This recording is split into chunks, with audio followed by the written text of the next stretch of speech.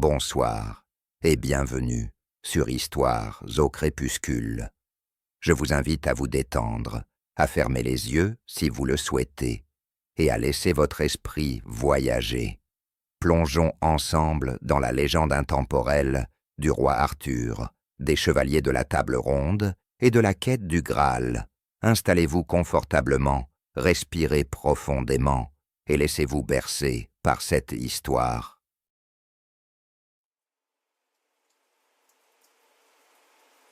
Chapitre 1. Les racines d'Excalibur. Un signe dans la brume. Au cœur d'une contrée où les collines se dressent en vagues silencieuses, le petit royaume de l'ogresse sommeillait sous un manteau de brume matinale. Les premières lueurs de l'aube peinaient à percer ce voile spectral, et seuls les plus hauts chênes, dressés comme des sentinelles, semblaient toucher le ciel assombri. Un vent froid, chargé du parfum de la terre humide, s'engouffrait entre les troncs et soulevait des tourbillons de feuilles, comme pour annoncer un événement hors du commun. Sur la berge d'un lac aux eaux sombres, un vieil ermitage abandonné depuis des siècles se dressait, ses murs couverts de lierre et ses fenêtres aveugles. Les rumeurs disaient que, lorsque les cieux se faisaient gris et que l'air vibrait d'une magie ancienne, un objet sacré réapparaissait pour choisir un souverain digne. Ce matin-là, un cri lointain retentit soudain, semblable au glas d'une cloche lointaine. Les paysans des villages voisins levèrent la tête, les mains crispées sur leurs bâtons de marche, scrutant l'horizon où s'élançait une silhouette isolée, un chevalier solitaire, guidé par un pressentiment. Sous une pluie fine, presque imperceptible, il avança vers l'ermitage, son aume calé sous le bras, sa cotte d'armes scintillant de perles de rosée. Chaque pas résonnait sur les dalles oubliées, et le chant des oiseaux s'était tu, comme retenu par la solennité du lieu. Au centre de la salle principale, là où jadis les moines enregistraient leurs vœux, se dressait un bloc de granit brut, marqué de runes effacées par le temps. Plantée dans la roche, une épée luisait d'une lumière pâle et surnaturelle.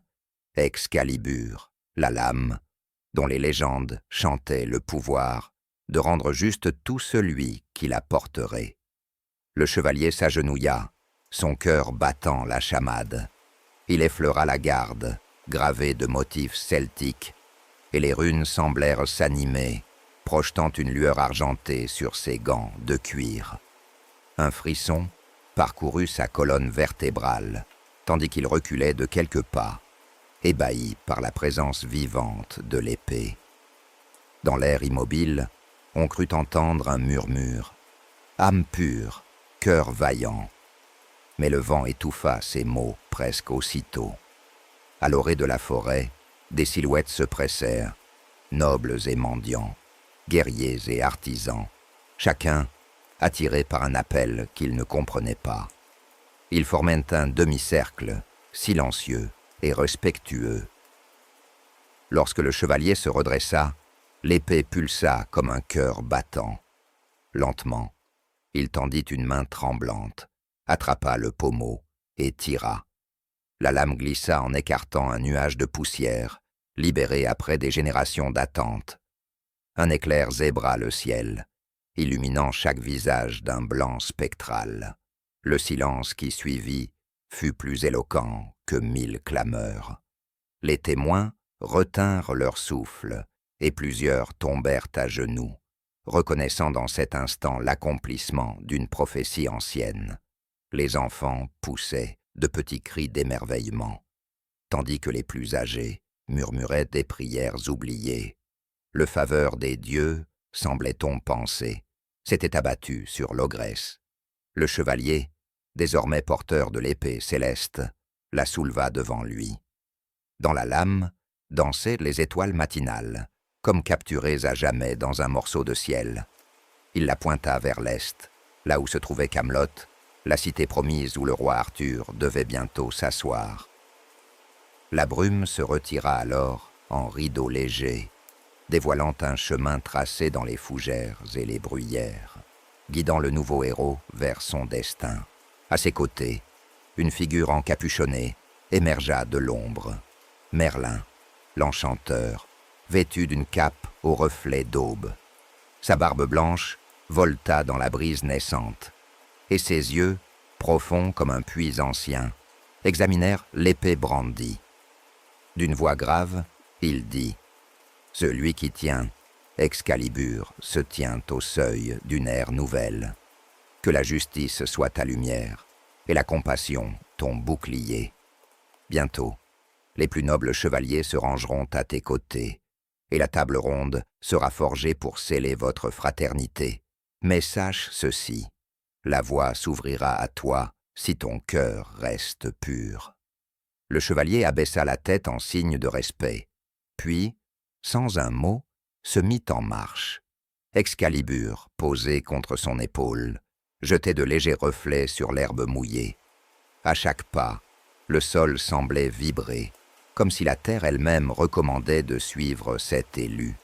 Les villageois, éberlués, s'effacèrent pour le laisser passer, formant un cortège spontané, enveloppé du parfum du pin et de la mousse. La pluie avait cessé. Les nuages se fissuraient, laissant percer des traits de lumière qui dansaient sur le paysage. Dans le ciel, un aigle majestueux planait, auquel chacun vit un présage. La quête d'Excalibur n'était que la première étape. Bientôt naîtrait Camelot, puis la table ronde. Puis viendrait la plus grande des aventures, celle du Graal. Et c'est dans ce silence solennel, ponctué seulement du râle lointain d'une chouette, que se referma le premier sous-chapitre, l'éveil d'une légende, scellé par le signe de la brume et la pureté d'un élu. L'avenir se dessinait, empreint de lumière et d'ombre, prêt à accueillir le plus grand des royaumes.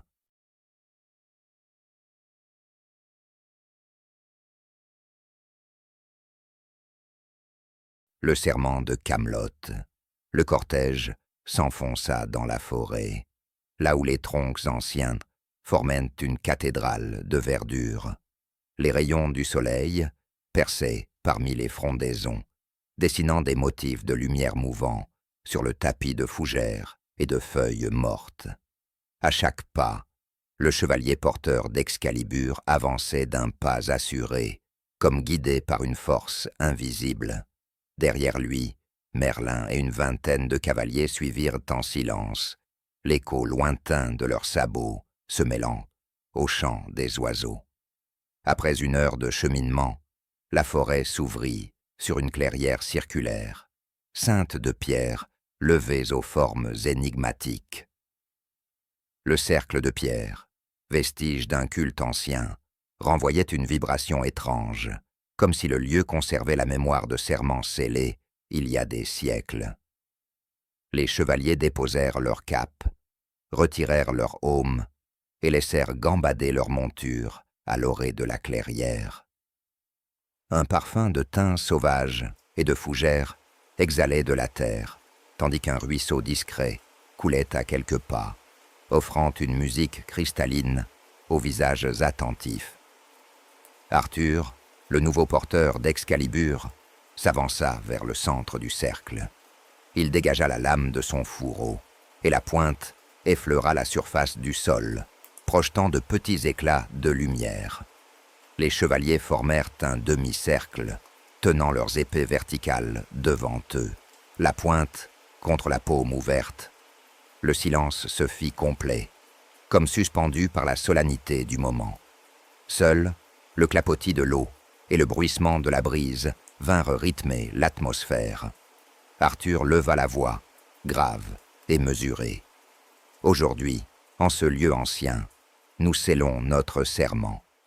Que la paix soit notre bannière, que la justice soit notre épée, que la compassion soit notre bouclier.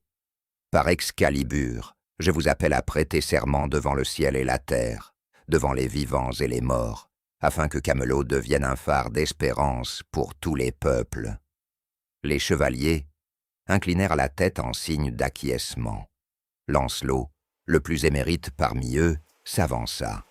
Sa voix, claire comme le tintement d'une cloche, s'éleva.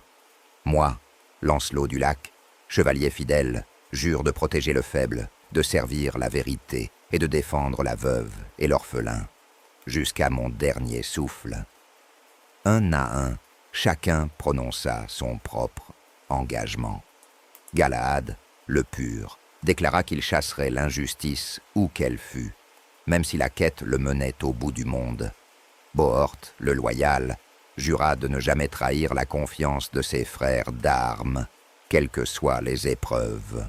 Gauvin, au courage légendaire, promit de porter secours aux plus désespérés. Et Perceval, l'innocent, aux yeux d'eau claire, promit de garder la foi, même lorsque l'ombre s'étendrait. Chaque déclaration s'élevait dans l'air comme une offrande, et le cercle de pierre semblait vibrer en réponse. Merlin, debout près d'Arthur, fit alors un geste lent.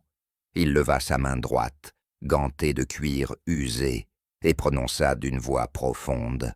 Par le pouvoir des anciens, par la sagesse des druides et des fées, par les vents et les eaux, par la terre et le feu, je vous lierai à jamais par ce serment. Que vos épées ne soient jamais levées que pour un juste combat, que vos cœurs restent purs, vos volontés inébranlables. Un souffle étrange parcourut la clairière. Les pierres lévitèrent lentement de quelques centimètres avant de retomber doucement, projetant des éclats de lumière sur les visages emplis de recueillement. Une brise nouvelle fit danser les cheveux des présents, portant un parfum de fleurs invisibles et de promesses. Le ruisseau chanta plus fort, comme en hommage. Arthur s'avança et enfonça légèrement Excalibur dans le sol mouillé. La lame pénétra la terre et une aura d'argent éclaboussa le cercle. Les chevaliers, fascinés, sentirent leurs liens se resserrer, comme un chaudron magique soudant une alliance. Le roi retira l'épée, la poussière de la clairière éphémère tombant en gerbes scintillantes. Puis sans hésitation, Arthur tendit la main droite et saisit la garde de chaque chevalier, un par un, scellant le pacte par le contact de la lame et de la paume. Chaque chevalier, à son tour, posa sa main sur le pommeau, ressentant une vibration douce, promesse d'un pouvoir plus grand que l'acier. À l'instant où la dernière main quitta Excalibur, un cri de cor retentit. Les chevaliers s'élevèrent de leurs genoux, levant leurs épées. Le cor, soufflé depuis l'orée de la forêt, ébranla l'air de son cri retentissant, comme pour proclamer aux collines et aux villages que Camelot venait de naître dans le serment des preux. Le soleil, à présent haut dans le ciel, perça définitivement la brume, inondant la clairière d'une lumière dorée. Les chevaliers, revêtus de leur nouvel engagement, se redressèrent, le regard tourné vers l'horizon, où brillait déjà l'image lointaine des tours de Camelot. Dans un murmure d'épées et de cuir souple, ils regagnèrent leur monture, tandis qu'Arthur, Excalibur au flanc, restait un moment immobile, méditant sur la grandeur et la fragilité du serment. Merlin le rejoignit et posa une main amicale sur son épaule. Le serment est prononcé, sire, mais les véritables épreuves commencent maintenant. Garde-toi du doute, car il ronge même les plus vaillants. Arthur hocha la tête, déterminé. Nous ne faillirons pas. La lumière de notre serment dissipe déjà les ombres. Et dans un fracas régulier de sabots, le cortège reprit la route, filant vers Camelot, où la table ronde prendrait bientôt sa forme définitive, abritant la flamme de la justice et de la fraternité. Derrière eux, les pierres sacrées s'apaisèrent, et la clairière retrouva son silence, témoin muet d'un pacte scellé dans la brume et la lumière.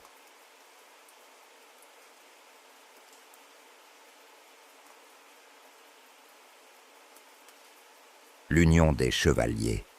Le convoi, désormais guidé par Excalibur et le serment fraîchement scellé, s'ébranla à nouveau sous le couvert des grands chênes.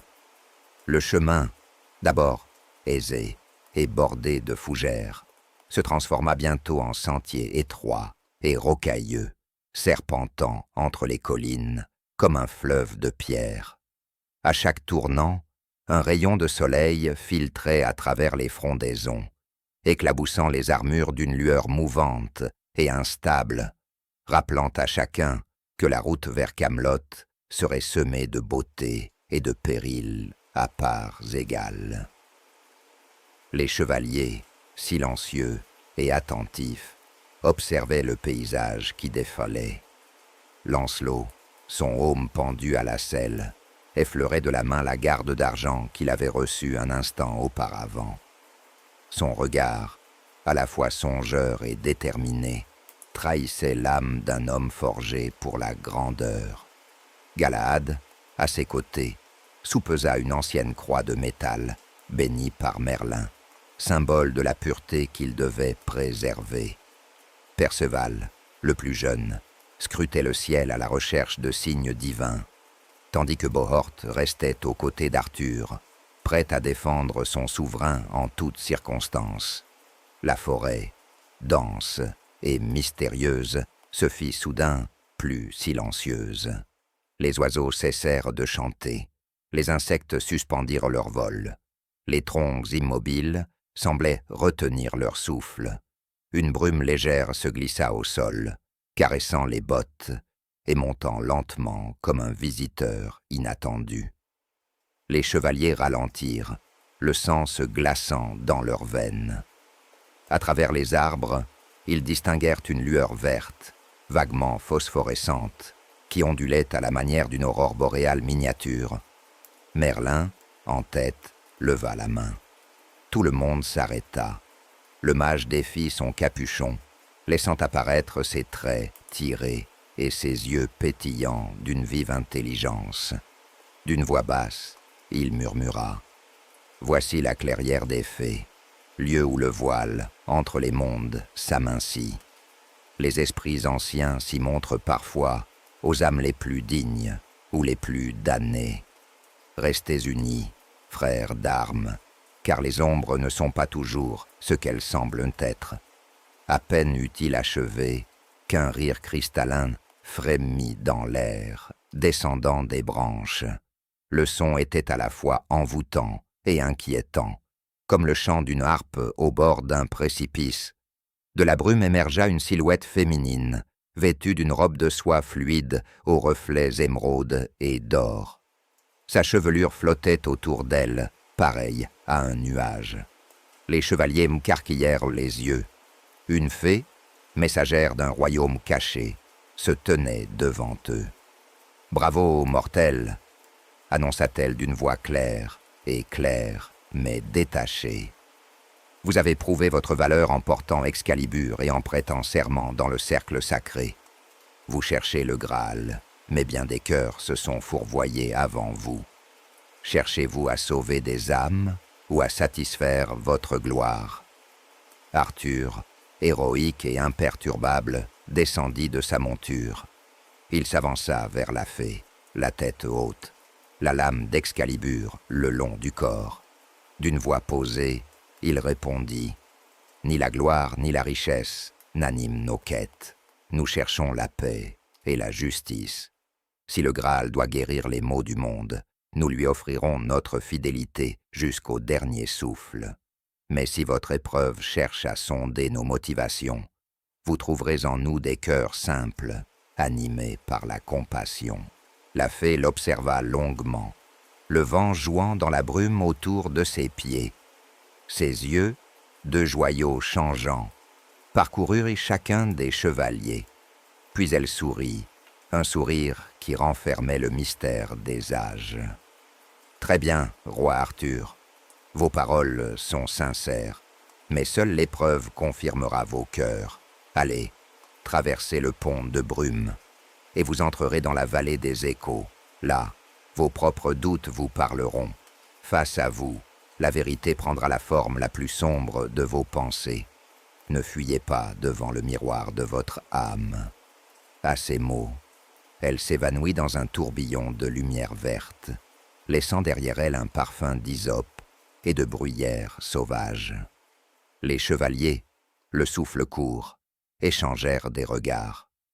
Bohort posa une main rassurante sur l'épaule de Perceval, tandis que Lancelot serra la garde de son épée, prêt à défendre son roi contre tout ce que la magie des anciens pourrait leur envoyer.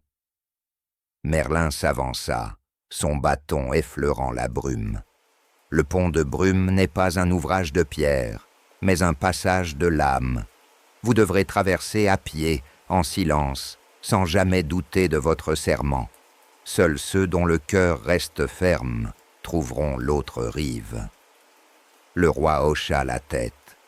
« Chevalier, portez-vous bien. Que la lumière d'Excalibur guide chacun de vos pas.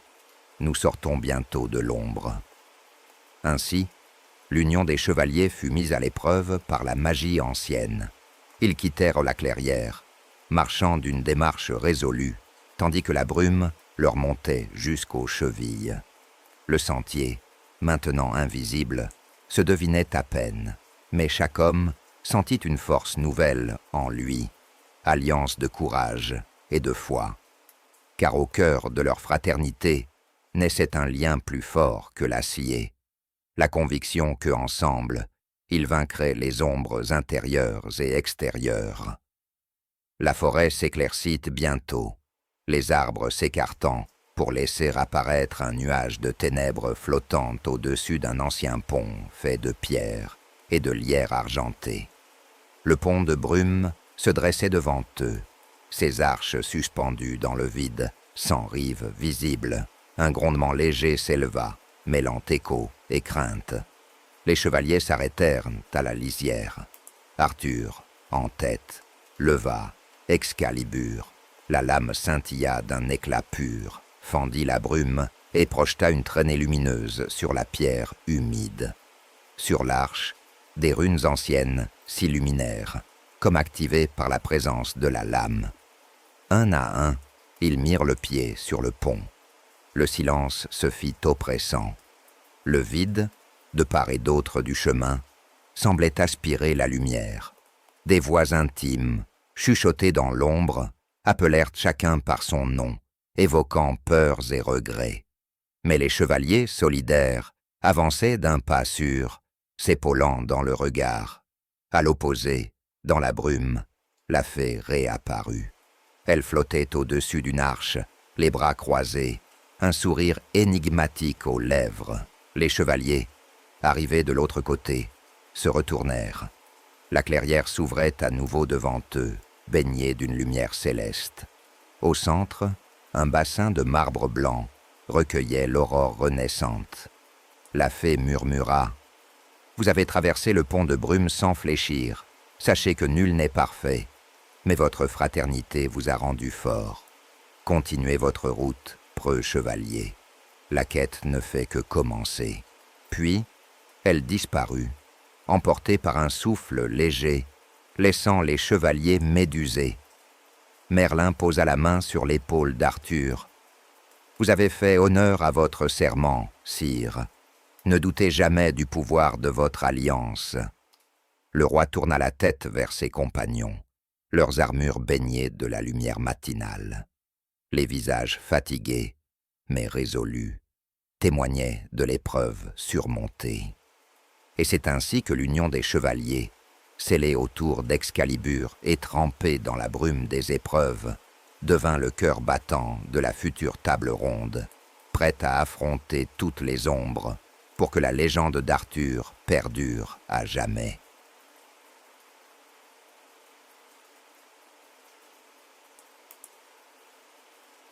Chapitre 2. L'ordre et l'épreuve, les héros. Choisis, la route, désormais dégagée de la brume, menait les preux vers des vallées lointaines, où se profilaient déjà les tours blanches de Camelot, scintillant faiblement à travers les frondaisons. Mais avant de fouler le sol sacré de la cité royale, Arthur avait désiré assembler autour de lui les plus nobles cœurs du royaume, afin que la table ronde ne devienne pas seulement un cercle d'acier, mais un foyer d'âmes dignes. Il invita ceux dont la renommée avait franchi les frontières de l'Ogresse. Le premier à répondre à l'appel fut Lancelot du Lac, venu des terres humides bordant le fleuve Avalon. On disait de lui qu'aucune armure ne résistait à son épée, et pourtant, c'était sa douceur d'âme qui impressionnait le plus. Lorsque Lancelot arriva dans la cour de Camelot, la pleine lune éclairait sa silhouette, offrant un contraste saisissant avec la splendeur de son aume.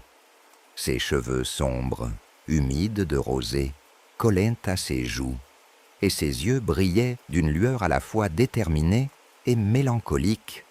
Il salua Arthur d'un signe de tête et offrit son épée, ornée de glyphes anciens, avant de prêter serment. À cet instant, un corps retentit du haut des créneaux, comme pour célébrer l'addition d'un nouveau gardien à la table. Peu après, c'est Galahad, le fils de Lancelot, qui franchit les portes de la cité. Sa réputation de pureté le précédait. On vantait sa foi inébranlable et sa quête incessante de perfection morale. Drapé d'une tunique blanche sous son haubert étincelant, Galahad portait sur son bouclier l'inscription « Lux et Veritas ». À son arrivée, des enfants, postés le long du chemin pavé, s'agenouillèrent spontanément, convaincus qu'il reviendrait d'une mission sacrée, tant son aura semblait lumineuse. Galahad salua humblement les plus jeunes, leur offrant un éclat de paix dans un monde souvent troublé par la guerre. Le plus jeune encore, Perceval de Galles, poussa la lourde porte de chêne du hall royal. Son visage juvénile portait les traces de la poussière du voyage, et son regard, plus grand que son visage, trahissait à la fois curiosité et une certaine candeur touchante. Il venait de renoncer à une vie simple pour trouver un sens, et, sans vraiment comprendre la grandeur de la quête, il ressentait au fond de lui l'appel d'un destin hors du commun. Arthur le remarqua parmi les candidats, non pour sa force ou son pedigree, mais pour l'éclat d'émerveillement dans ses prunelles. Ainsi, Perceval reçut son siège à la table, non pas en tant que guerrier aguerri, mais comme le porteur de l'espoir naïf capable de rappeler aux autres la beauté du monde qu'ils étaient là pour protéger. Plusieurs autres chevaux franchirent le pont-levis ce jour-là.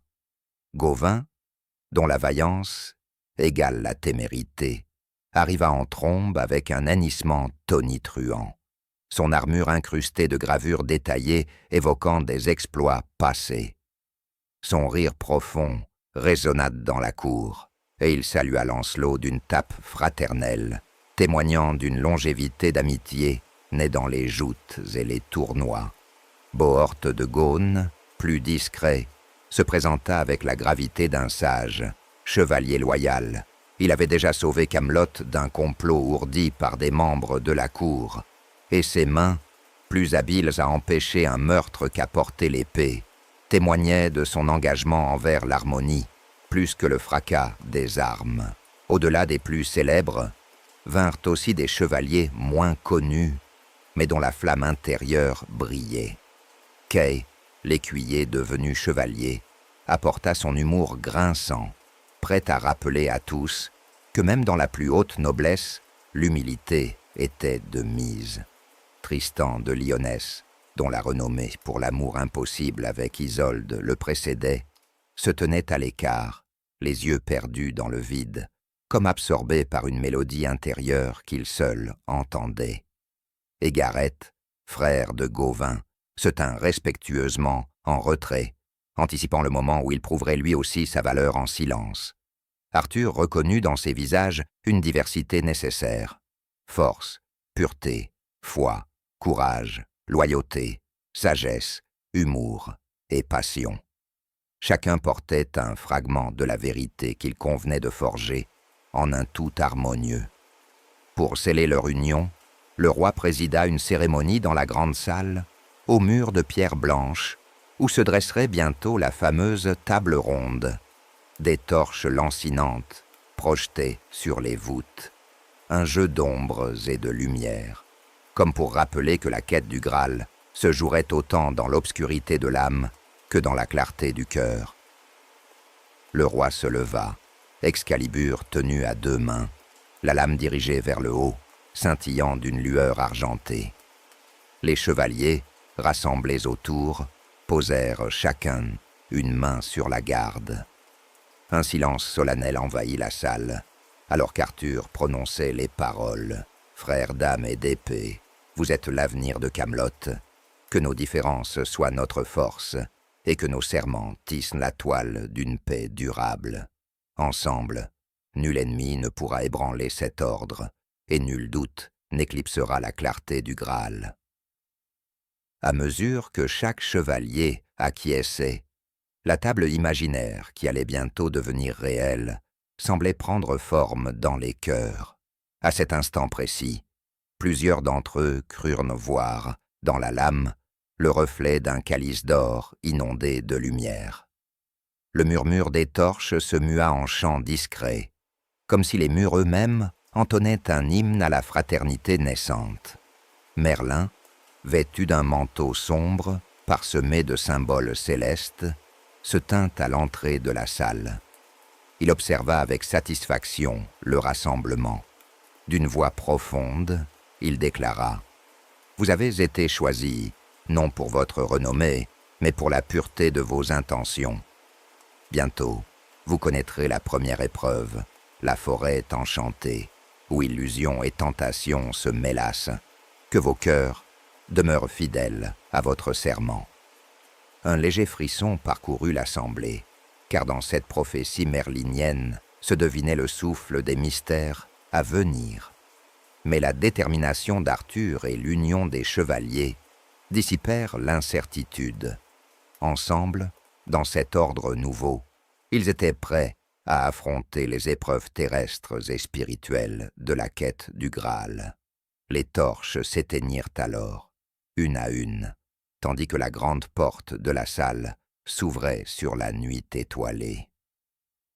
Les chevaliers, unis dans leur mission, regagnèrent leur quartier, chacun méditant sur le rôle qu'il jouerait dans cette épopée qui allait marquer à jamais les annales de l'Ogresse. Ainsi prirent fin les préparatifs. L'ordre des chevaliers était désormais forgé, et leurs âmes liées par le serment d'union. Leurs noms, gravés à jamais dans la lumière d'Excalibur, annonçaient le début d'une odyssée légendaire.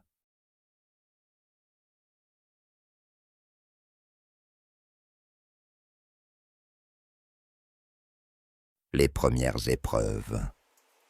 Aux premières lueurs de l'aube, la compagnie quitta Camelot pour s'enfoncer dans la légendaire forêt enchantée, là où les arbres millénaires tissaient un voile impénétrable, piège des sens et épreuve de l'âme.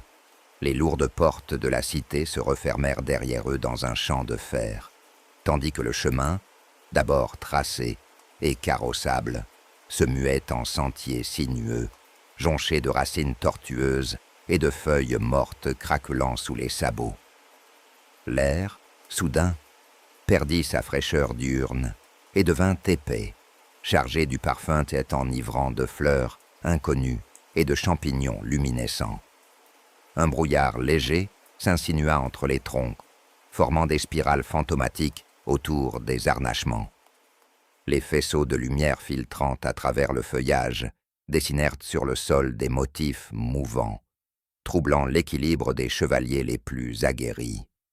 Merlin, en tête, leva sa main et prononça des paroles à peine audibles. « Gardiens des anciens bois, je vous appelle à laisser passer ces âmes loyales, que vos illusions se dissipent devant la force de leur serment. » Pourtant, à peine la dernière syllabe échappée, un frisson parcourut la forêt, et des voix lointaines, semblant surgir de la terre elle-même, s'élevèrent en un chœur chuchoté. « Vous qui portez le fer, comment osez-vous troubler notre sanctuaire ?» Perceval, le front plissé, serra les guides de son cheval. Des formes indistinctes, mi-homme, mi-arbre, se matérialisèrent entre les troncs. Leur peau était recouverte d'écorce, leurs cheveux de mousse, et leurs yeux luisaient d'un éclat surnaturel. Ces dryades, gardiennes du bois ancien, défièrent les chevaliers d'un regard rempli de reproches. Lancelot s'avança, la garde d'épée levée sans agressivité, exposant la lame d'Excalibur à la pâle lumière matinale. Sa voix résonna, claire et mesurée. « Nous ne venons pas profaner, mais implorer votre aide. Nous cherchons le Graal, source de paix. Sans votre permission, nous ne franchirons pas ces lieux sacrés. » Les dryades restèrent immobiles un instant. Puis l'une d'elles, à la chevelure d'automne, fit un pas. Sa voix, chantante, s'éleva. « La paix. Vous parlez de paix avec des épées en main. Montrez que votre cœur est pur en renonçant à la violence. Seul un cœur sans désir de vengeance peut traverser la forêt enchantée. » À cet instant, un craquement sinistre retentit. La terre se fendit près d'Arthur, et une flaque de bourbier noir bouillonna comme un œil maléfique. Des reflets de flammes s'allumèrent sous la surface, révélant un dédale de visages tordus. Les chevaliers reculèrent, sentant un vent brûlant étreindre leurs chevilles. Galad, imperturbable, descendit de sa monture. Les autres le regardèrent, perplexes, tandis qu'il s'approchait de la mare lugubre. D'un geste lent, il posa la main sur l'eau visqueuse. Un cri rauque monta de l'abîme, et la boue se retira, dévoilant un petit coffret de chêne clouté de fer. Galahad chercha le regard d'Arthur, qui hocha la tête, puis il souleva le couvercle. À l'intérieur reposait une plume d'un blanc immaculé, plus fine qu'un cheveu.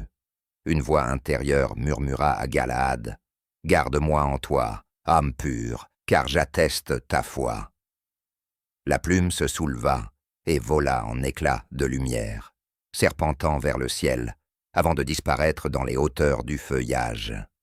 La flaque, désormais placide, refléta le ciel, comme si la menace n'avait jamais existé. Les dryades s'inclinèrent devant Galahad, inaugurant le premier succès de la quête, la preuve que l'abnégation et la pureté d'intention pouvaient dompter l'obscurité. Encouragés, les chevaliers reprirent leur avancée, mais la forêt n'avait pas dit son dernier mot. Bientôt, le sentier se rétrécit, encore, franchissant un ravin invisible. Seul un pont suspendu de lianes et de bois, instable et gluant de mousse, se dessinait devant eux, oscillant dans l'air lourd. Derrière, la vallée semblait avaler la lumière, et le vide s'étendait des cônes de pierre jusqu'aux racines enlacées. Merlin s'arrêta, plissant les yeux. « Le pont des échos testera votre unité, prime à celui qui franchira seul, mais seule la fraternité vous sauvera. Écoutez le pont, et souvenez-vous de votre serment. » Lancelot s'élança le premier, la tête haute, les jambes assurées. À chaque pas, le bois gémit, se tordit sous son poids. Des chuchotements l'accompagnèrent, imitant sa voix et grondant ses doutes. « Lancelot, ton cœur fléchira. Lancelot, tu es indigne. » Il s'arrêta, le front ruisselant, soucieux. Galahad le rejoignit, plaçant une main sur son épaule. Leurs voix s'élevèrent à l'unisson, récitant le serment. « Nous jurons fidélité à Camelot et à Arthur. Nous jurons justice et miséricorde. » Le pont vibra, les lianes cessèrent de craquer, et un passage stable s'offrit à eux. Un à un, les chevaliers franchirent ce test, refusant de céder à la peur ou à la tentation de l'isolement. Seul Perceval, le plus jeune, vacilla. Le pont se fendit sous son poids, ouvrant une trappe de lianes. Il chancela, le cœur serré, prêt à tomber. Mais Bohorte se précipita, saisit son bras et, d'un coup de force, le hissa sur la planche. Ensemble, ils atteignirent l'autre rive, éclaboussés par des gouttes d'eau sombre, Au-delà du pont, la forêt s'ouvrit sur une clairière baignée de lumière céleste. Un autel de pierre blanche, gravé de runes sacrées, trônait au centre. Excalibur vibra contre la hanche d'Arthur, qui sentit l'énergie du lieu. Merlin s'avança et salua chaque chevalier d'un regard fier. Vous avez surmonté les 2 premières épreuves, la pureté d'intention et la force de l'unité. Le conseil de Merlin vous attend à présent pour vous guider vers la prochaine étape, la prophétie du Graal. Le chant des oiseaux remplit la clairière, tandis qu'un dais de lumière retombait du feuillage. Les chevaliers, le cœur allégé, s'agenouillèrent tous autour de l'autel. Les runes s'illuminèrent à leurs genoux, projetant un halo d'or et de bleu. Un parchemin apparut, déroulé devant eux, sur lequel étaient tracées les paroles énigmatiques de la prophétie. Silencieusement, ils se relevèrent, conscients que, derrière ceux, la forêt enchantée s'était refermée comme un livre clos, scellant les épreuves achevées. Devant eux, l'horizon invitait à la prochaine conquête du cœur et de l'esprit. Ainsi s'acheva la 2e épreuve, la rencontre avec les gardiens de la forêt et le franchissement du pont des échos, prélude aux sages conseils et aux mystères divins qui allaient bientôt se révéler au conseil de Merlin.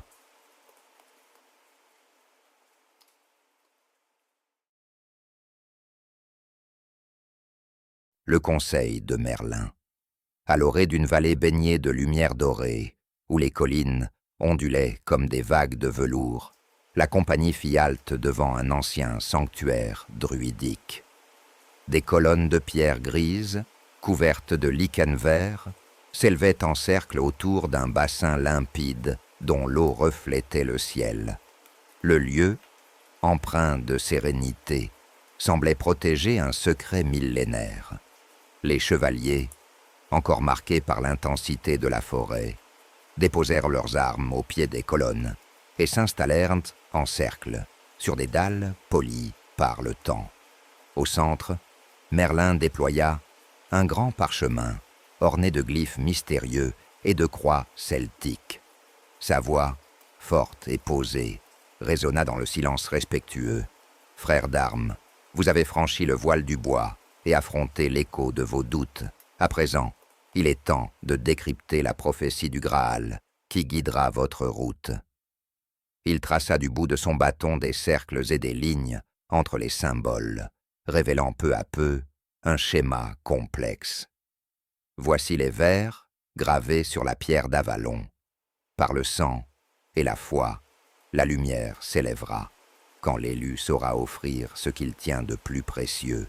Le calice, révélé par la flamme intérieure, trouvera le cœur pur, où réside l'espoir éternel. Merlin leva les yeux vers Arthur, qui tenait Excalibur à la main, son regard empreint de gravité. Le sang évoqué n'est pas celui versé par la lame, mais celui qui unit les âmes dans la compassion. La foi, c'est la certitude que la justice surmonte la vengeance. L'élu, en offrant ce qu'il tient de plus précieux, son honneur, son pardon, ou même sa propre vie, déclenchera la révélation du Graal. Les chevaliers, concentrés, hochèrent la tête. Perceval s'adressa à Merlin, la voix tremblante d'émotion. « Maître, comment discerner la flamme intérieure? Quand le doute s'insinue, comment savoir si l'on offre vraiment son cœur ou si l'on cède à l'orgueil ?»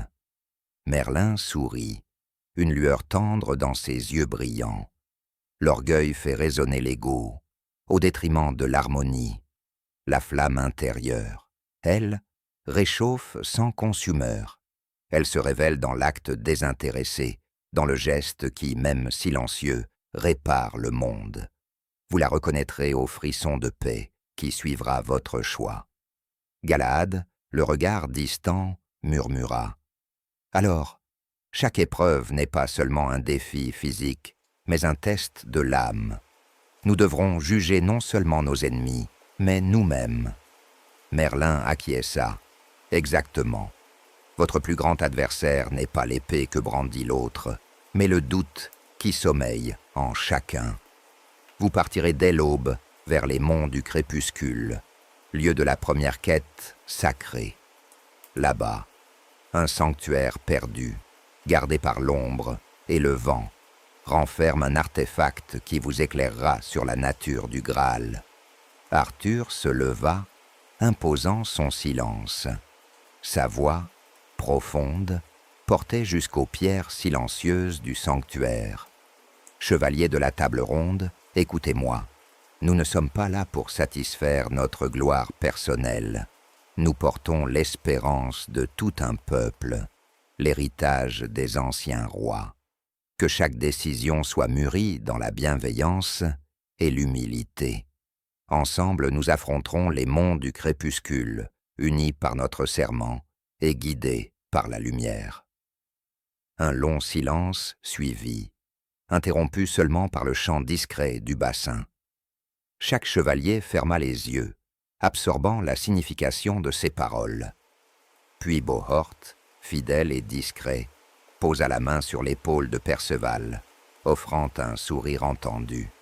Nous avancerons côte à côte jusqu'au bout des ombres.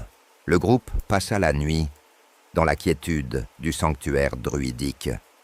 Les torches vacillantes projetaient des ombres dansantes sur les colonnes, et le bassin par vent reflétait les étoiles. Dans le calme, les chevaliers méditèrent chacun de leur côté, confrontant leurs doutes et ravivant leur détermination. Lancelot, isolé près du bassin, observa son reflet et songea à ses failles passées, la passion interdite, la quête de perfection. Il murmura une prière pour la force de rester fidèle à la justice plutôt qu'au désir du cœur. Galahad, agenouillé devant le Graal d'eau, laissa monter en lui la certitude que la pureté ne se décrète pas, mais se vit dans l'abnégation. Perceval, contemplant les étoiles, sentit naître en son cœur une confiance nouvelle, comme si la prophétie parlait directement à son âme naïve. Au petit matin, un cor retentit, appelant les preux à regagner leur monture. La lumière rose de l'aube peignait les collines d'un éclat tendre, rassurant les esprits. Arthur, en tête, brandit Excalibur. La lame captait les premiers rayons du jour, projetant des reflets dans tous les sens. Les chevaliers, rassemblés, formèrent un cercle protecteur autour du roi. Merlin s'inclina solennellement. Que la sagesse des anciens vous guide, la loyauté vous soutienne et la fraternité vous protège. Les monts du crépuscule attendent et, dans un fracas discret de sabots et de lames, le cortège s'ébranla, s'éloignant du sanctuaire druidique pour s'engager sur la voie qui les mènerait aux épreuves physiques et spirituelles, où la lumière intérieure se révélerait face aux ombres du monde.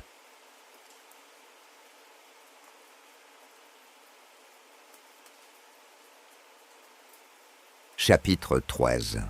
La prophétie du Graal, les présages divins. À peine le groupe eut-il quitté les collines doucement éclairées par l'aube qu'un silence sacré enveloppa l'horizon. Les monts du crépuscule s'étendaient devant eux, rangés de pics escarpés à demi voilés par des nuages que le soleil peinait à dissiper. Le sentier, raide et caillouteux, grimpait en lacets étroits, obligeant les chevaux à piétiner prudemment. Chaque cavalier, le regard levé vers le ciel instable, sentait la piqûre électrique dans l'air. Un présage, murmuraient les anciens, d'événements d'une portée divine. Merlin, marchant à pied, à côté d'Arthur, observa les cieux avec gravité. Ses doigts s'effleuraient le pommeau d'Excalibur, comme s'il cherchait à capter la vibration d'une prophétie céleste. D'un geste discret, il désigna un vol de corbeaux tournoyant au-dessus d'une crête rocheuse. Les corbeaux, messagers d'ombres et de lumière, annoncent souvent un carrefour de destinée. Là-haut, vous trouverez un autel creusé dans la pierre, lieu où les signes du ciel se gravent dans la chair du rocher. Arthur hocha la tête, puis dirigea son cheval vers un affleurement calcaire. Les autres chevaliers le suivirent en silence, conscients que chaque pas les rapprochait d'une révélation qui pourrait orienter ou briser leur quête. Autour, oui, l'air vibrait de léger clac, clac, le bruit mystérieux des pierres chauffées par un soleil qui tentait de percer la brume. En haut du sentier, un plateau étroit s'ouvrit, balayé par des vents froids, chargé de fines gouttelettes. Au centre, un autel rudimentaire, assemblage de dalles gravées de symboles anciens, s'élevait comme le cœur d'un sanctuaire oublié. Les vents s'engouffraient sous les dalles, produisant un murmure continu, semblable à une prière inachevée. Lancelot posa pied à terre, suivi par Galahad et Bohort. Ils encerclèrent l'autel, détaillant chaque gravure. Un calice à 3 anses, 3 étoiles juxtaposées et un cercle entouré de flammes stylisées. Perceval s'agenouilla, effleura les runes d'un doigt tremblant, puis se releva. Ces étoiles, elles évoquent la Trinité, le cercle enflammé, la flamme intérieure. Le Graal, d'après ces signes, ne se trouvera pas dans un temple de pierre, mais dans un sanctuaire de cœur. Merlin s'approcha, le regard pénétré. Très juste, mais prenez garde, les étoiles guident ceux qui savent lever les yeux, et la flamme intérieure brûle plus fort lorsque la ténèbre l'entoure. Vous devrez porter ce signe en vous lorsque le Graal apparaîtra.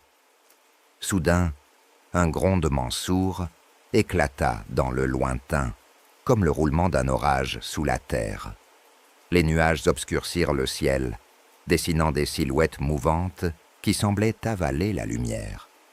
Un éclair zébra l'horizon, puis un cri lointain retentit, écho d'un rapace invisible. Les chevaliers échangèrent un regard inquiet. Les présages divins ne se limitaient pas aux simples ombres de nuages. Arthur leva Excalibur vers le ciel. La lame, baignée de la faible lumière matinale, scintilla d'un éclat incomparable. Que la lame d'Excalibur soit le flambeau qui chasse l'ombre, murmura-t-il. À ces mots, un vent plus vif se leva, faisant tourbillonner poussière et herbes sèches autour de l'autel. Les symboles, nichés sur les dalles, s'illuminèrent d'une lueur bleutée, trahissant l'activité magique du lieu. La stèle vibra sous l'effet du souffle, projeta un frisson de lumière sur chaque visage rassemblé. Merlin murmura une incantation ancienne, et le cercle de chevaliers s'agenouilla. Des phonèmes oubliés filtraient, comme chantés par des cordes invisibles. Le grondement sous leurs genoux s'amplifia, puis cessa brusquement. Le vent tomba. Le silence redevint absolu, aussi profond que la nuit. Alors, un rayon de soleil perça l'épais nuage, éclaira l'autel et fit jaillir une colonne de vapeur argentée du bassin creusé dans la pierre. La vapeur monta en spirale, accompagnée de particules luminescentes, et dessina dans l'air un motif fugace. Une main tendue tenant un calice, surmonté d'une flamme dansante. L'image se dissipa dans un soupir de brise. Les chevaliers, émerveillés, se relevèrent. Perceval laissa s'échapper un souffle d'admiration. Le Graal. Il se montrera à l'âme qui saura offrir son propre cœur à la lumière. Bohort, respectueux, posa la main sur l'épaule du jeune chevalier. Nous porterons ce signe en nous, jusqu'à ce que le Graal se révèle. Galahad, tournant son regard vers le ciel encore chargé, ajouta « Ces présages nous guident, mais nous devons demeurer vigilants. Le pouvoir attire les convoitises, et l'ombre guette toujours la flamme. » Merlin sourit, comme satisfait des réflexions nées de la vision. « Vous avez compris l'essentiel. La prophétie n'est pas un simple énoncé, mais une voie à parcourir. Le prochain jalon vous attend dans la vallée des brumes, où le Graal lui-même pourrait se manifester ou se dérober à vous. Arthur rassembla ses chevaliers, posa une main sur l'épaule de chaque preux. Son regard, grave et bienveillant, inspira la confiance nécessaire. Préparez-vous au pire, mes amis. Mais souvenez-vous que la flamme intérieure ne s'éteint jamais lorsque l'espoir l'entretient. En avant, vers la vallée. Sur ces paroles, le cortège s'ébranla, descendant le versant nord des monts du crépuscule. Derrière eux, le sanctuaire se tut, ses secrets à nouveau scellés dans la pierre, tandis que les chevaliers emportaient en eux la vision sacrée, écho d'une destinée qui devenait irréversible.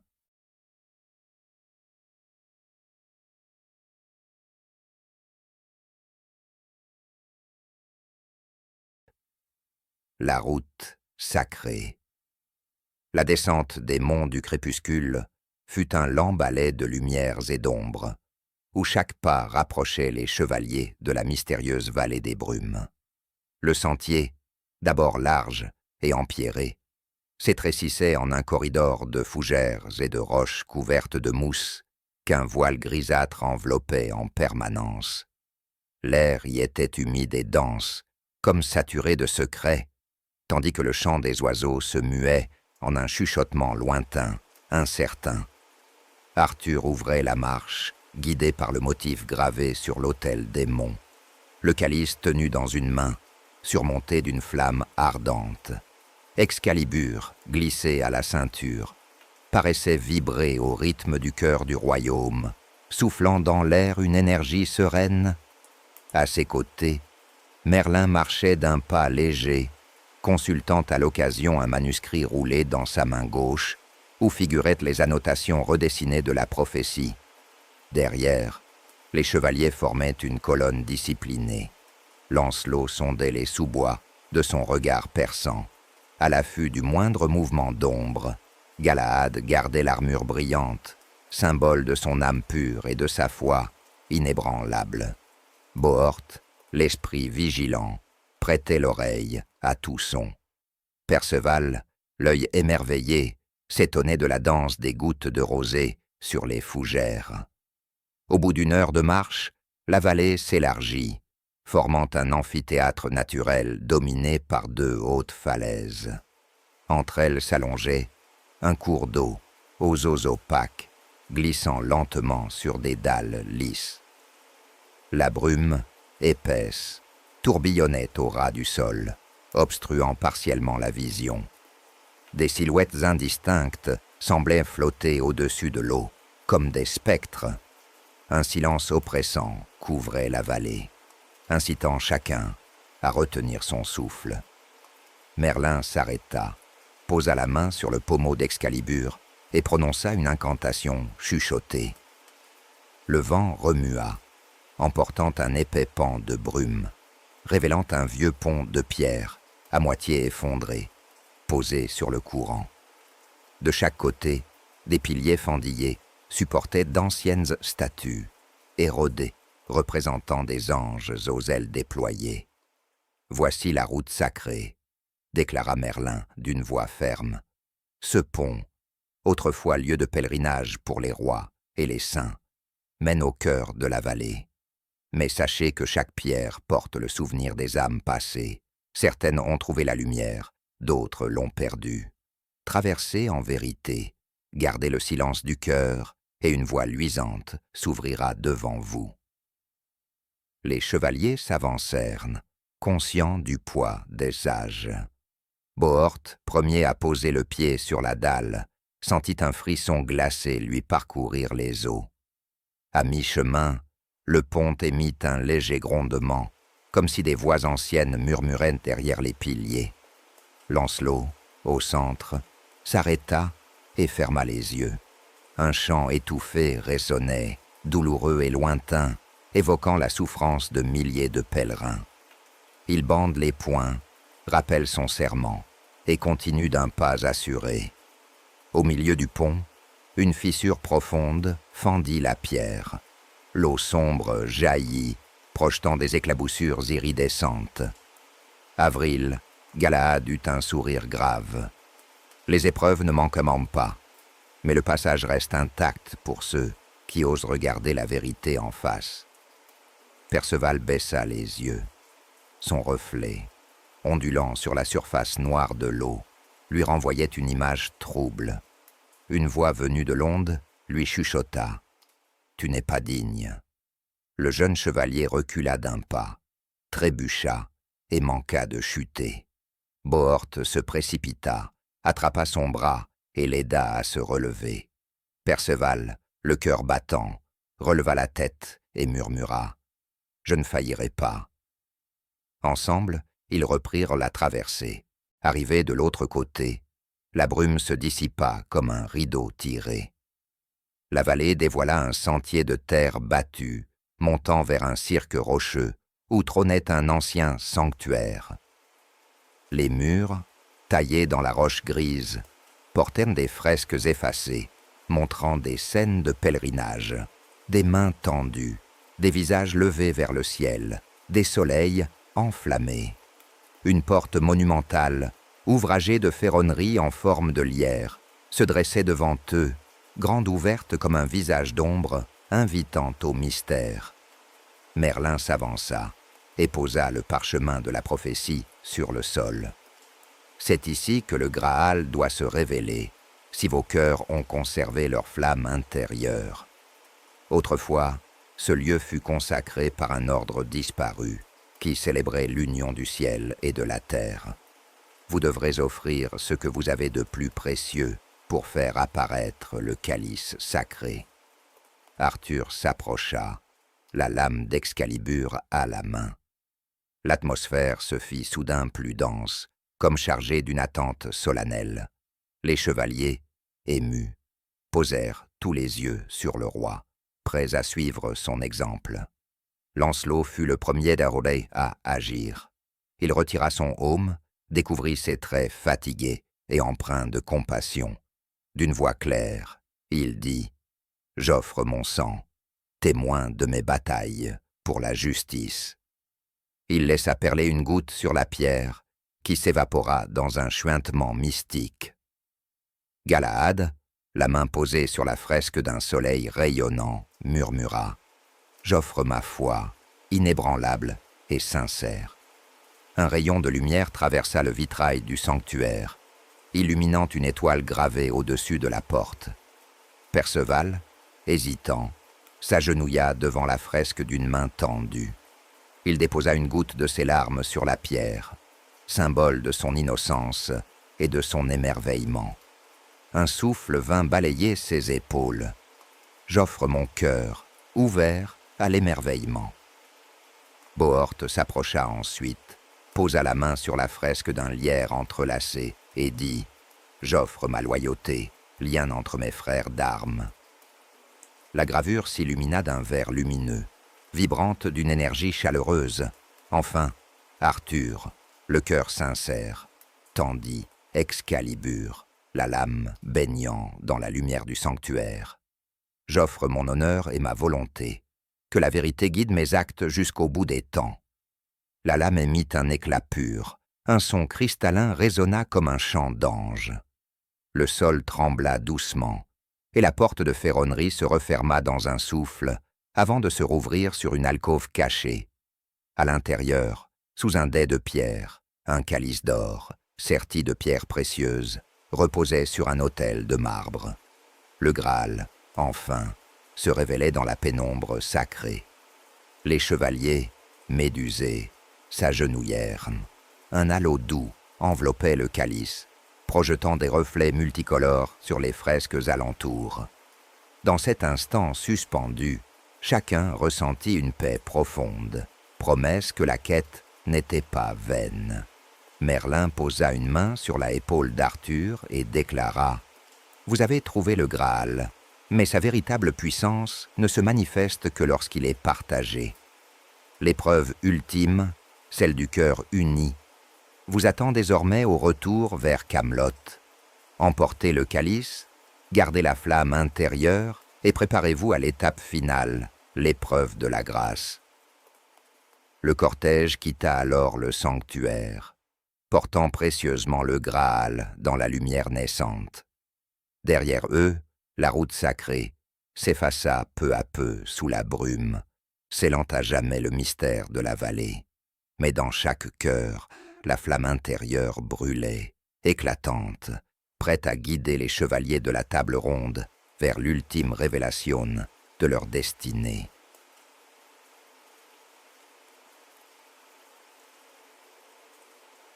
Les épreuves du cœur. Le cortège s'engagea sur le sentier de retour, le Graal protégé dans un coffre vénérable, enveloppé de soie pourpre, tandis que la lumière du matin caressait les monts du crépuscule. Une paix profonde régnait dans l'air, comme si la vallée elle-même saluait la réussite de l'épreuve précédente.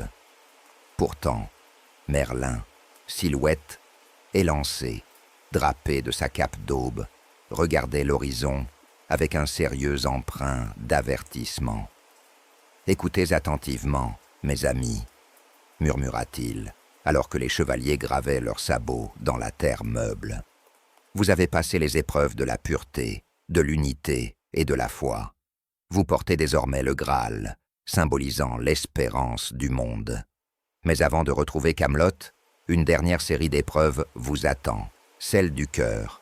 Chacun devra offrir, non plus un don symbolique, mais un sacrifice personnel. » Arthur hocha la tête et pressa le pas, rejoint tout de suite par Galahad, dont le visage était empreint d'une résolution paisible. Perceval, pensif, scrutait l'horizon comme pour deviner la nature de ces épreuves, tandis que Lancelot serrait la sangle de sa selle, prêt à toute épreuve.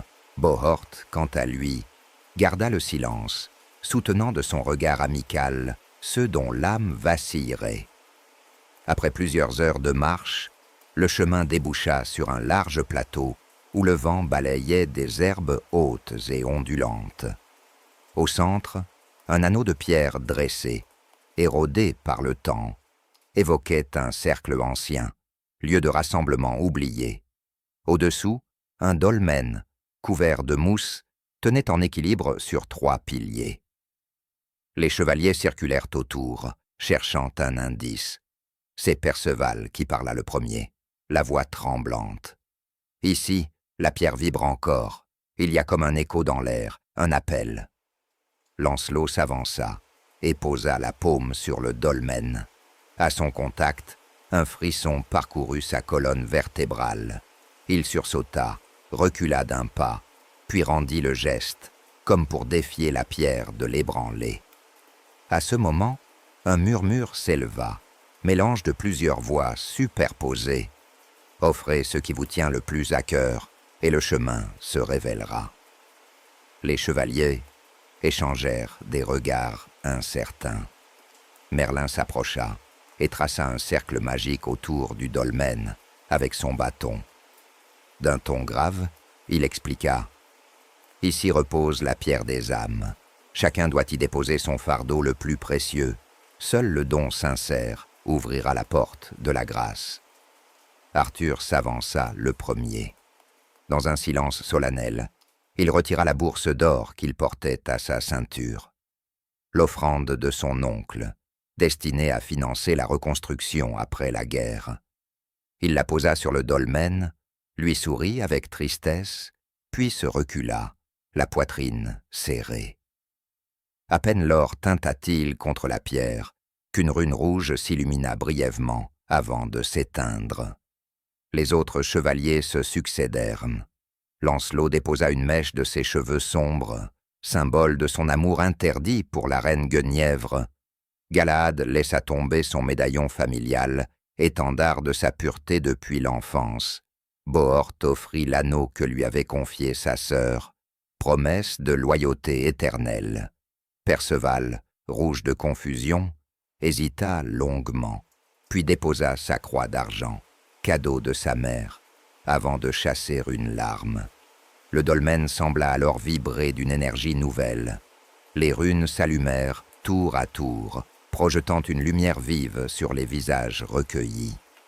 Un craquement sourd retentit, et l'une des pierres du cercle bascula, révélant un escalier descendant dans la roche. Un puits de lumière filtra du bas, attirant les regards vers l'inconnu. Merlin fit signe d'avancer. « Descendez, chevalier, là repose la chambre de la grâce, où le Graal se lèvera pour révéler sa véritable nature. Mais prenez garde, seul celui dont le cœur est abandonné à la lumière et à la compassion pourra soutenir son éclat sans être consumé. » La troupe s'engagea dans l'escalier. L'air devint frais, presque glacé, et la flamme des torches vacilla. Des gouttelettes d'eau ruisselaient sur les parois, formant de petites cascades. À chaque pas, le silence s'approfondissait, comme si la montagne retenait son souffle. Les torches projetèrent des ombres géantes, faisant danser d'imposantes silhouettes sur la pierre humide. Après plusieurs dizaines de mètres, l'escalier déboucha dans une salle vaste, aux murs tapissés de bas-reliefs représentant des anges drapés de voiles, tenant des calices. L'éclairage venait d'un puits de lumière circulaire au plafond, percé dans la roche, laissant tomber un rayon unique qui pointait sur un autel de marbre blanc, où reposait le coffre renfermant le Graal. Les chevaliers formèrent un cercle autour de l'autel. Merlin avança et, d'un geste cérémonieux, écarta le couvercle. À l'intérieur, le calice d'or semblait baigné dans une aura de lumière, émettant un doux bourdonnement, comme le battement d'un cœur. L'énergie sacrée emplit la chambre, et chacun sentit une chaleur apaisante se répandre en lui. Arthur s'avança, ému. Il saisit lentement le Graal, relevé par la lumière, et d'une voix profonde, il déclara « Ô calice sacré, toi qui recueillis le sang du Rédempteur, que ta grâce bénisse tous ceux qui croient en la compassion et l'amour fraternel. » À ces mots, le Graal s'illumina d'un éclat surnaturel, projetant des reflets d'une intense pureté sur les visages. Des larmes coulaient sur les joues de Galahad, de Lancelot, de Bohort et même de Perceval, subjugués par la puissance de la vision. Soudain, la lueur se mua en un vortex éthéré, dessinant des scènes de l'avenir, la paix retrouvée à Camelot, le soulagement des opprimés, le rassemblement des peuples sous la bannière de la justice. Les chevaliers, le cœur gonflé d'espérance, contemplèrent ces visions comme un mirage divin. Merlin posa la main sur l'épaule d'Arthur. « Vous avez accompli la quête. Le Graal vous a accordé sa vraie nature. Un miroir d'espérance et de vérité. Ramenez-le à Camelot et laissez sa lumière purifier le royaume. » Arthur hocha la tête, le regard vibrant de détermination. « Chevalier, porteur de la flamme intérieure, retournons chez nous. Que la grâce du Graal guide chacun de nos pas. » Alors que la troupe se préparait à quitter la chambre de la grâce, le Graal se referma dans le coffre, sa lumière s'estompant doucement, mais laissant derrière elle une chaleur durable dans le cœur de chacun. L'escalier se referma lentement, la pierre roulant d'elle-même, condamnant l'accès à la salle sacrée, jusqu'à ce qu'un nouvel élu, pur et désintéressé, ose à nouveau relever le défi. Les chevaliers regagnèrent la surface, le coffre du Graal porté avec révérence, tandis que le jour déclinait et que les ombres des monts du crépuscule s'allongeaient. Dans l'air flottait le sentiment d'une destinée accomplie, promesse que la légende d'Arthur et de la table ronde vivrait à jamais, tant que la flamme intérieure brûlerait dans le cœur des hommes.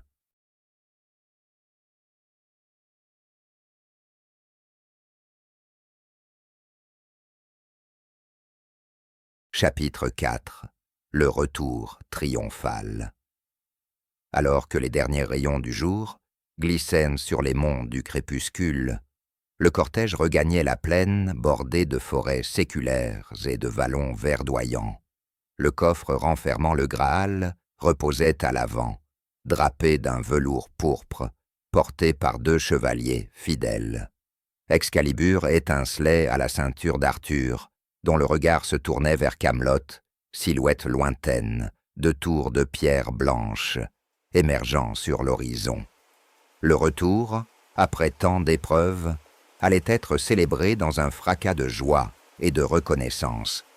Les paysans des villages traversés, alertés par le son régulier des sabots et le drapeau royal flottant en tête du convoi, se rassemblèrent sur le bord du chemin. Femmes en robes simples, enfants aux regards éblouis, vieillards se tenant droit malgré l'âge, tous accueillirent les chevaliers d'un silence respectueux, bientôt rompu par des acclamations timides, puis croissantes. À mesure que le convoi approchait, les clameurs s'élevaient, mêlant cris de joie et chants improvisés. Les bannières de Camelot, aux couleurs d'azur et d'or, dansaient dans la brise, rappelant que la paix et la justice revenaient triomphantes. Arthur guida ses hommes sous un arc de feuillage dressé par les habitants, tandis que des gerbes de fleurs et des fruits frais étaient déposés aux sabots des montures. Le roi, la mâchoire serrée par l'émotion, leva une main pour saluer la foule. Une senteur de pain chaud et de cire d'église flottait dans l'air, mêlée à la poussière dorée soulevée par le passage des chevaux.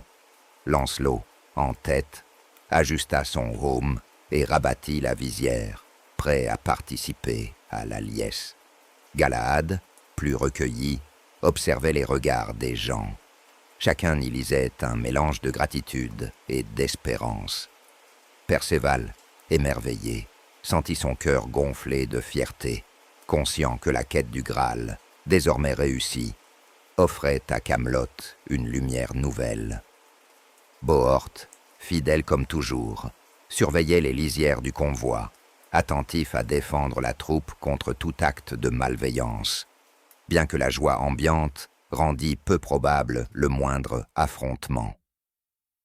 Lorsque les murailles de Camelot se dressèrent enfin devant eux, les portes s'ouvrirent dans un grondement solennel. Les chevaliers entrèrent en cortège, précédant une charrette tirée par 2 destriers, sur laquelle reposait le coffre sacré. Au rempart, des gardes en hauberk saluèrent, la main au pommeau de l'épée, tandis que les trompettes du palais retentissaient dans l'air du soir, pavant la voix d'une musique triomphale.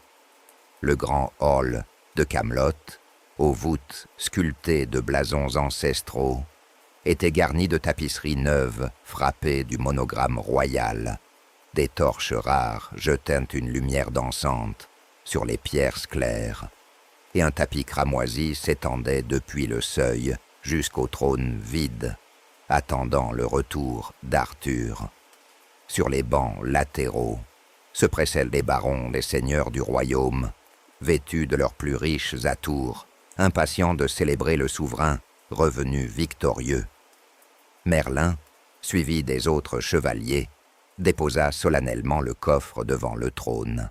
Arthur se tenait debout, son manteau bleu reposant sur ses épaules, la lourde couronne d'or reposant sur ses cheveux, son regard parcourant la foule. D'une voix claire, il proclama « Peuple de l'Ogresse, amis et alliés, rencontrez aujourd'hui l'accomplissement d'une promesse. Nous avons traversé brumes et ombres, affronté nos peurs et nos doutes. Nous avons trouvé le Graal, non pour nous glorifier, mais pour apporter justice et miséricorde à tous. » Un silence respectueux suivit, puis la foule éclata en acclamations. Des torches s'allumèrent, aux fenêtres du haut des murs, formant un halo chaleureux autour de la salle, tandis que des enfants lançaient des pétales de rose au passage du Graal. Arthur fit un pas vers le coffre, en ouvrit le couvercle d'un geste solennel. Le calice d'or scintilla dans la lumière des torches, sa surface polie comme un miroir. Un murmure s'éleva de l'assemblée. « Le Graal est revenu !» Le roi s'agenouilla, posa une main sur le calice et murmura une prière. « Ô source de guérison, recevez notre gratitude. Que ta lumière dissipe les plus sombres ténèbres de cette terre. Que ta grâce restaure les cœurs brisés. Que ton nom soit loué pour l'éternité. » Il se releva et tendit le Graal vers l'assemblée.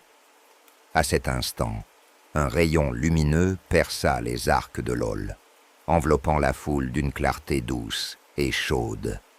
Chacun ressentit un frisson de paix, comme si l'esprit même de la justice venait filtrer dans les cœurs. Lancelot, Galahad, Perceval et Bohort s'agenouillèrent à leur tour, posant une main sur le calice, scellant leur engagement renouvelé. Les barons, émus, vinrent également toucher le Graal, promettant de gouverner avec équité et bienveillance. Les dames de la cour versèrent des larmes de joie, remuant leurs éventails, comme pour inviter la grâce à descendre. Des prêtres en robe blanche entonnèrent un cantique, accompagné du chœur des enfants, tandis que Merlin observait la scène, un sourire satisfait aux lèvres. Ce fut ensuite le banquet qui accueillit les héros. Une table immense fut dressée, nappée de brocart et chargée de mets fins, gibier rôti, pain doré, fruits sucrés et miel précieux. Les chevaliers et leurs alliés festoyèrent, levant tour à tour le Graal pour porter un toast à la paix retrouvée. Arthur, au centre, partageait un pain d'orge avec ses frères d'armes, symbolisant l'unité retrouvée entre rois et sujets. Plus tard, lorsque la fête s'acheva sous les étoiles, Arthur se retira dans la chapelle du château. Là, il déposa le Graal sur l'autel, entouré de cierges allumés. Debout, la couronne d'or sur la tête, il murmura « Les épreuves passées ne sont rien comparées à celles à venir. Mais tant que le Graal veillera sur Camelot et qu'Excalibur protégera mon bras, la justice et la foi guideront les âmes de ce royaume. » Le silence fit alors écho à ces paroles, mêlées au battement lointain du cœur du château. Une nouvelle ère commençait pour Camelot, celle d'un royaume uni par la quête sacrée et la flamme intérieure, prête à affronter les ombres, mais éclairée par la lumière éternelle du Graal.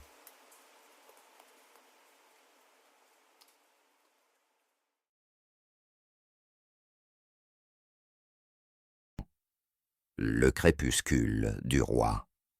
Les festivités avaient atteint leur apogée dans les grands jardins de Camelot, où des lanternes de papier polychrome flottaient parmi les branches de rosiers et de tilleuls. Des feux follets dansaient entre les buissons, et le parfum capiteux des fleurs mêlait ses effluves à l'air doux de l'été. Les chevaliers, las mais comblés, reposaient auprès du Graal, soigneusement déposé sous un dais de soie, tandis que les bardes racontaient les hauts faits récents, ponctuant leurs récits du cliquetis d'instruments et de chœurs enthousiastes. Arthur, cependant, ne trouva pas le repos. La paix revenue levait ses promesses, mais le poids de la royauté pesait lourdement sur ses épaules. Il erra dans les allées bordées de buissons, la robe de chambre en lin fin flottant dans la brise. Son esprit repassait les étapes de la quête, l'arbre sacré, le pont des échos, le dolmen des âmes et la chambre de la grâce. À chaque souvenir correspondait un serment, celui de protéger la paix, de partager la justice, de défendre les plus faibles. La lune, haute dans le ciel, dispersait une lueur blafarde. À l'orée du bosquet, une silhouette familière apparut. Merlin, sa cape grise parsemée d'étoiles, semblait s'être fondu dans l'obscurité pour mieux en émerger. Sans un mot, il vint marcher aux côtés du roi, le pas mesuré comme s'il voulait ne pas troubler la quiétude nocturne. Merlin brisa le silence. L'heure approche, sire, où la flamme de la jeunesse vacille, où les lames se fanent, où les hommes doivent laisser la place aux mémoires. Arthur hocha lentement la tête. Il se souvenait des paroles de Bohord, Chaque victoire réclame son tribut, mais nul sacrifice n'aurait pu préparer son cœur à la vérité inéluctable. La paix est fragile et, Merlin, plus fragile que le verre de cristal posé sur le rebord d'une fenêtre. Le Graal demeure à Camelot, source de vie et de salut. Et moi, je demeure ici, roi parmi les hommes, limité par la chair et le temps. Un léger sourire fendit le visage du mage. Même le roi des Bretons, porteur d'Excalibur, n'échappe pas à la mort. C'est la condition universelle. Mais le crépuscule d'un roi n'est pas une fin. C'est la promesse d'une légende vivante dans les cœurs de ceux qui survivent à l'épreuve. Au moment où Merlin prononçait ces mots, un écho lointain, semblable au repli d'une armée fantôme, retentit dans la vallée. Arthur frissonna. « Entends-tu cela ?» Le mage posa une main rassurante sur l'épaule du roi. « C'est le vent éternel de l'histoire qui murmure, sire. Il emporte vos exploits dans les chants et les récits. Bientôt, vous traverserez votre propre crépuscule. » Arthur resta un instant immobile, regardant la lune. Puis il tourna le visage vers Merlin, une résolution nouvelle dans les yeux. « Alors que mon jour décline, je veux léguer plus que des murailles et des lois. Je veux offrir un héritage d'espérance. Dis-moi comment sceller la flamme d'Arthur dans les cœurs de nos enfants. » Merlin, sans un mot, déploya un second parchemin, plus ancien encore que celui de la prophétie, couvert de symboles celtiques et de runes druidiques. Il traça 3 cercles concentriques. Vois-tu ces cercles? Le premier représente ton règne, forgé par l'épée et la justice. Le second, ton âme, trempée dans la compassion et la foi. Le troisième, la légende, tissée par la mémoire et la transmission. Pour sceller l'héritage, tu dois unir ces 3 cercles, le règne, l'âme et la légende, dans un acte symbolique. Arthur parcourut des yeux le parchemin, puis leva le regard vers son mage. Quel acte? Merlin désigna un grand chêne dont les racines émergeaient près d'un bassin de pierre. Sous ses branches, un autel de pierre portait des gravures anciennes. Là, tu devras planter Excalibur dans la terre, non pour choisir un souverain, mais pour enraciner la paix. Que ta lame se transforme en gage de ton amour pour ce royaume. Puis, avec le Graal, bénis la lame, l'arbre et la terre, pour unifier le règne, l'âme et la légende. Arthur prit Excalibur de son fourreau. La lame, fidèle à son porteur, vibra d'une lumière chaude. Il marcha vers le chêne, suivi de Merlin et de quelques chevaliers triés sur le volet. Les gardiens du palais tenaient le Graal, prêts à la cérémonie. Autour de l'autel, la cour s'assemblait. Nobles, barons, prêtres et serviteurs, tous mêlés dans une attente solennelle. Lorsque le roi atteignit le chêne, il planta Excalibur dans la terre, la garde enfoncée tel un ancrage. Un son pur retentit, semblable à un carillon lointain. La lame rejoignit la pierre, mais son pouvoir ne s'arrêta pas là. Les racines du chêne frémirent, s'enlacèrent autour de la garde, et le tronc sembla vibrer d'une force nouvelle. Arthur brandit alors le Graal et le plaça au-dessus de la garde. La coupe scintilla, émettant un faisceau de lumière qui parcourut l'arbre et la cour. Les cœurs des spectateurs se remplirent d'une chaleur apaisante. Le vent murmura une prière ancienne, et la terre sembla retenir son souffle. Dans ce silence sacré, Merlin prononça l'ultime bénédiction. Par la lame, le calice et l'arbre sacré, que le règne d'Arthur demeure vivant dans chaque génération. Par la justice, la foi et la légende, que ce royaume ne connaisse jamais l'oubli. Un tonnerre lointain gronda, non comme un présage de colère, mais comme une ovation céleste. La cérémonie s'acheva dans un élan de fraternité. Arthur, émacié par l'émotion et la conscience du temps perdu, retira la couronne et la déposa sur l'autel, acceptant symboliquement de devenir un humble gardien de la paix. La lune, haute et bienveillante, baigna le chêne et la lame d'une lumière argentée. Les chevaliers et les barons s'inclinèrent respectueusement, conscients d'avoir assisté à la transmission la plus solennelle qu'un roi puisse offrir.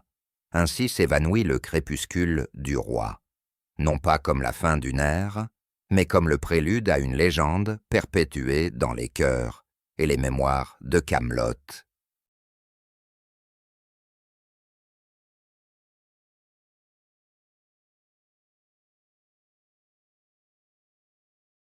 La légende éternelle.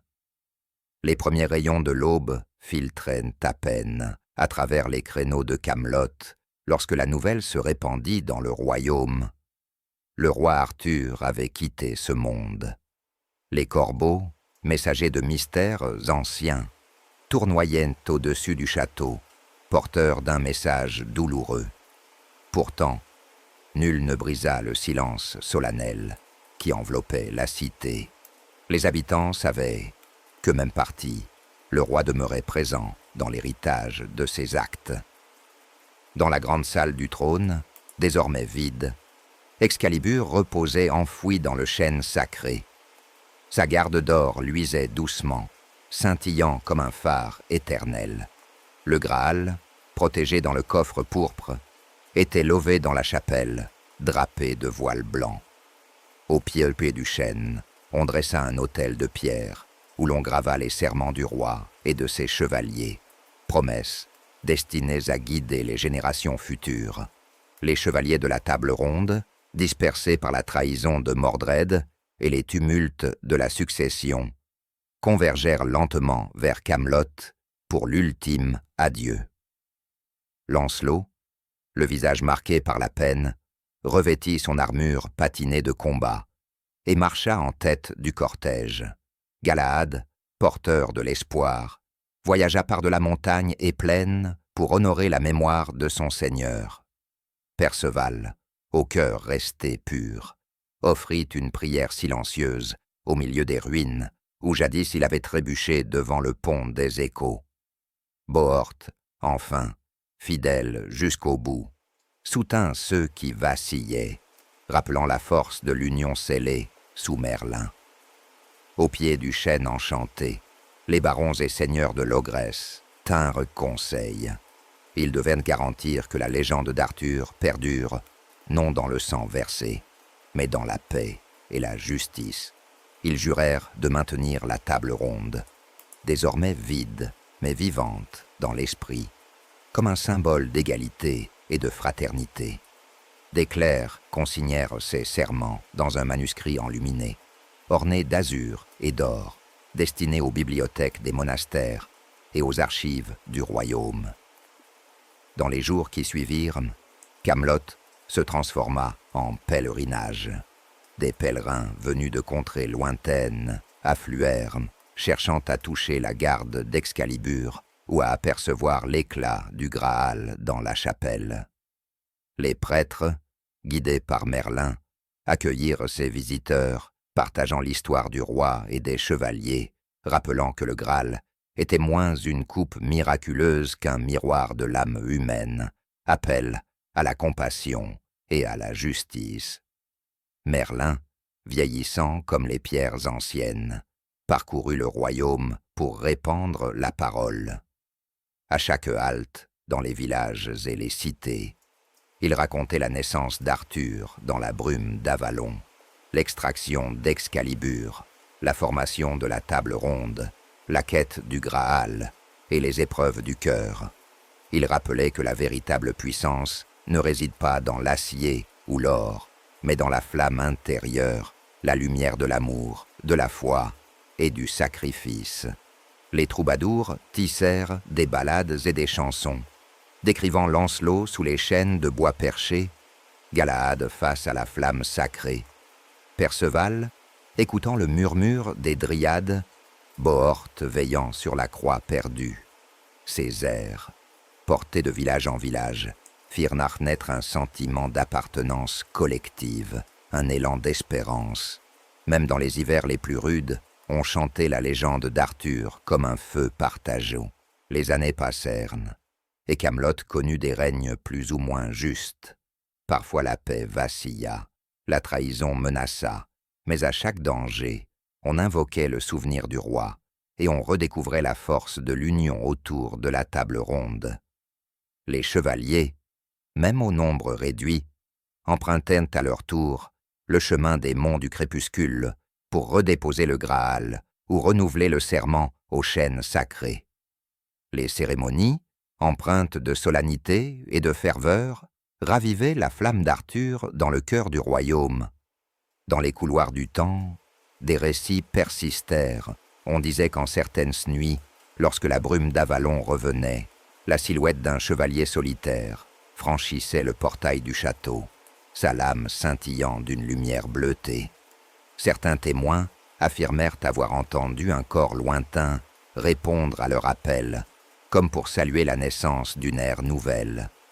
Les plus superstitieux prétendèrent qu'Arthur, revenu sous forme spectrale, veillait sur son royaume, prêt à brandir Excalibur si l'injustice menaçait. Au-delà des pierres et des parchemins, l'héritage d'Arthur se perpétua dans l'éducation des jeunes nobles.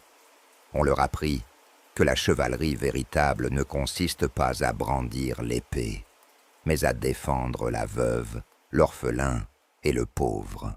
Les manuels didactiques, rédigés à l'encre noire et aux enluminures chatoyantes, citèrent les serments de la table ronde comme des principes universels. L'idée qu'un souverain puisse être lié par un pacte moral avec ses sujets inspira de nombreuses législations naissantes, jetant les bases d'un droit équitable. Des pèlerinages à Camelot et aux chênes sacrés devinrent traditionnels, non pas dans l'espoir de miracles spectaculaires, mais pour renouveler la promesse d'un monde meilleur. Les familles humbles, posant leurs offrandes au pied de la lame d'Excalibur, laissèrent derrière elles des missives, des cierges et des chapelets, témoignages de foi durable. Puis, quand Merlin sentit que son propre crépuscule approchait, il organisa la dernière cérémonie. Accompagné des derniers chevaliers et de quelques moines fidèles, il entreprit un dernier pèlerinage vers la tombe d'Arthur, située sur une aile couverte de bruyères et de genêts, baignée par les eaux calmes d'un océan brumeux. Sur la pierre tombale, on lisait simplement « Ici repose Arthur, roi des hommes ».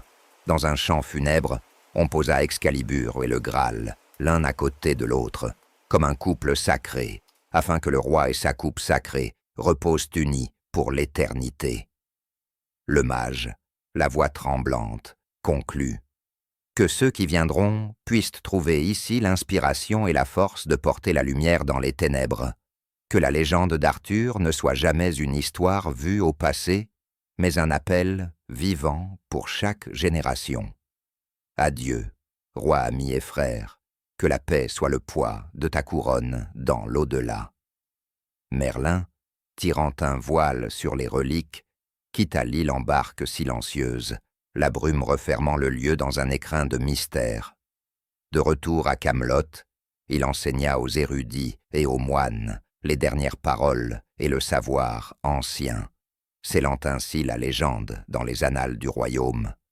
Des siècles plus tard, quand les pierres du château s'effritèrent et que la forêt reprit ses droits, seuls demeurèrent les récits, transmis de bouche à oreille dans les chansons des ménestrels et l'encre des chroniqueurs.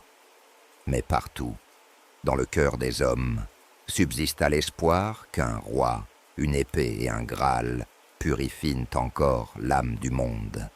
Ainsi, la légende éternelle d'Arthur et de la quête du Graal poursuivit son chemin, éternelle comme la brume d'Avalon, indélébile comme le serment de la table ronde.